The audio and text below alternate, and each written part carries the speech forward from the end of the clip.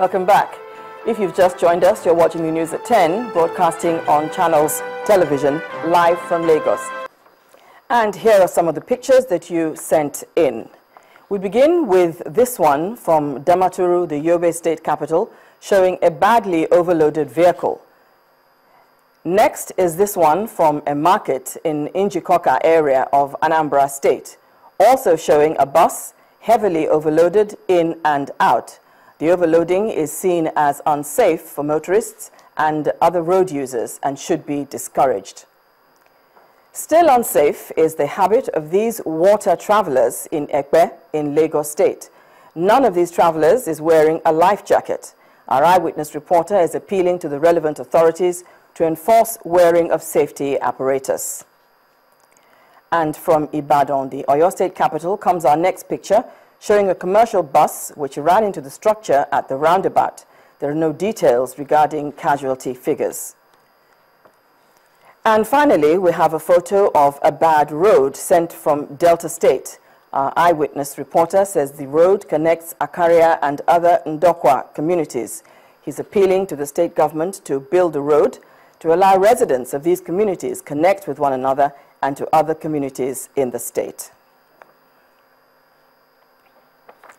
To keep the photos coming in.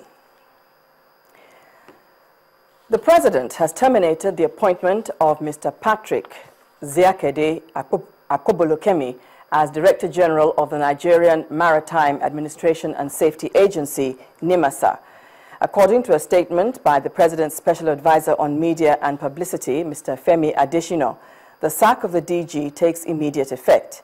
It adds that the former NIMASA boss is to hand over the management of the agency and all government property in his possession to the most senior officer in the agency, who will remain in charge until a new Director General is appointed. This comes as the President has approved the dissolution of the governing boards of federal parastatals, agencies and institutions with effect from today.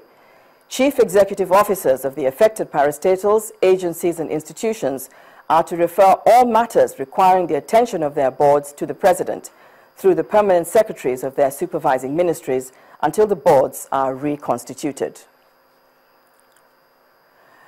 President Muhammadu Buhari says his administration will continue to support the use of nuclear technology in the country in order to promote peace and human development.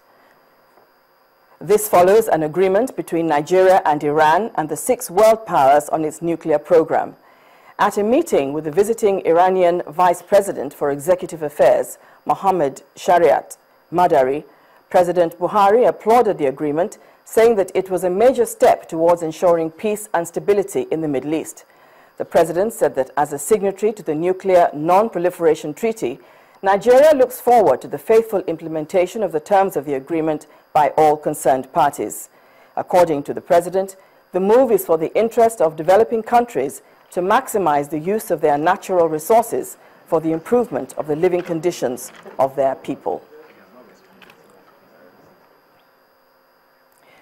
Meanwhile, the President says the challenge before his administration these days is to undo what he calls the damage done by years of bad governance and accelerate the pace of national development.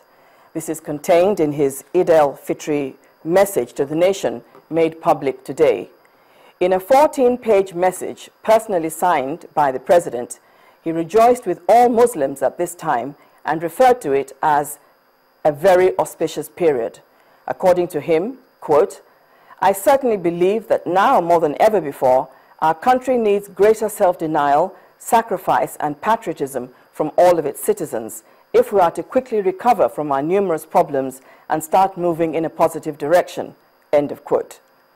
The President also says that he remains committed to giving the required leadership towards undoing the wrongs of the past, ensuring that Nigeria truly begins to unlock its great potential and that the benefits of the nation's natural resources are shared and enjoyed by all, not just by successive cabals of corrupt leaders and cronies.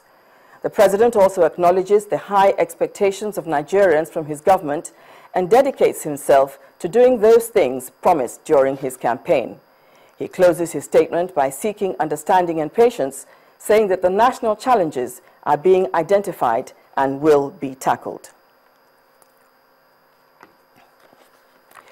The acting Chief of Army Staff, Major General Tukur Buratai, has held a meeting with President Muhammadu Buhari in the presidential villa. The meeting lasted for about an hour and is the first since the announcement of the new service chiefs. After the meeting, the Chief of Army Staff told State House correspondents that he would be traveling to Damaturu, Yobe State, to celebrate Salah with troops fighting the Boko Haram sect. It will be recalled that President Buhari had on Monday approved the appointments of new service chiefs and national security advisor for the country. We want everything out at once. Let's wait, all right?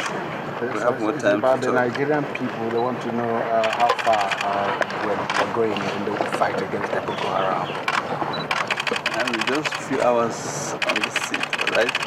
So we will give you as the time unfolds. I hope some of you will follow me to Damaturu today, to the front to celebrate the Salah with the troops in the front there. So we will get to know more of what we are doing. From there you go to No, I'm going to see the troops at Damaturu. As Muslims mark Eid al-Fitr tomorrow, the troubled northeast region is putting in place measures that will ensure hitch-free Salah celebrations. One of the states, Yobe, is enforcing a restriction order that will prevent vehicular movement in and out of the state. According to the State Police Command, there shall be no movement of all classes of vehicles into and out of the state from all directions or gateways between the hours of 6 p.m. on Thursday 16th to Friday 17th July 2015, when Salah would have been successfully concluded. The police also says no vehicles or any means of conveyance will be allowed beyond 500 meters to the prayer ground and urges the public to comply with the directive to ensure a successful celebration.